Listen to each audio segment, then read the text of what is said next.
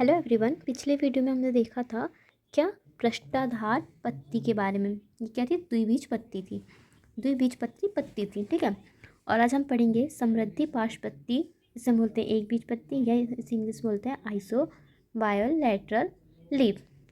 अब हमारे मन में ये डाउट आएगा कि हम पृष्ठाधार पत्ती और ये जो एक बीजपत्री है, ठीक है, ये द्विबीजपत्री और एक बीजपत्री में कैसे अंतर देखेंगे।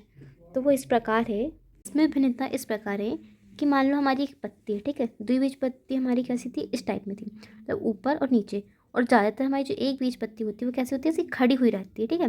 तो उसमें क्या होता है, जो प्रकाश होता है, यदि सूर्य इधर तरफ है पृथ्वी के, यदि मान लो सूर्य इधर है तो इधर से मतलब प्रकाश आएगा, और वो जब इधर हो जाता है तो इधर से प्रकाश आएगा। मतलब दोनों तरफ प्रकाश क्या होता है? समान होता है।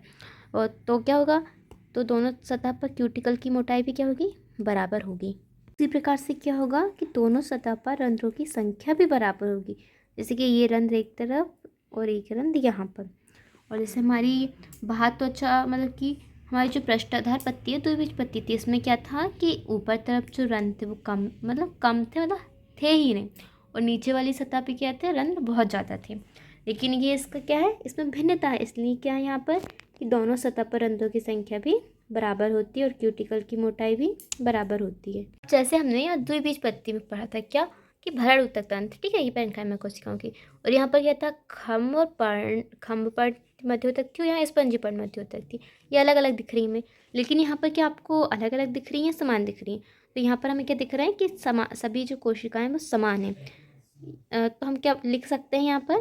प्रकार से हम कह सकते हैं कि ये जो पर्ण मध्योतक कोशिकाएं हैं वो खम्भ या स्पंजी पर्ण मध्योतक में विभेदित नहीं होती हैं। ये क्या हो जाएगी? हमारी जो द्विबीजपत्री है उससे भिन्नता हो जाएगी एक बीजपत्री की।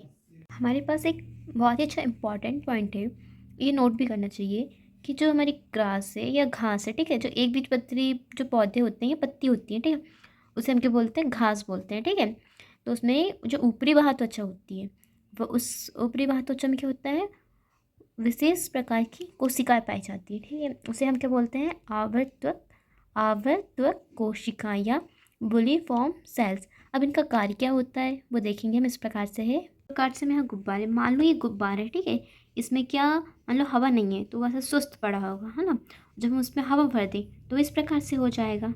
अब हम इसी प्रकार से हम समझ सकते हैं कि मान लो कोई पौधा है, ठीक है, उसकी पत्ती में यदि वाष्पोत्सर्जन अधिक हो रहा है, ठीक है, तो उसमें उसको कम करने के लिए कौन जिम्मेदार होती है? हमारी आवर्त त्वक कोशिकाएं।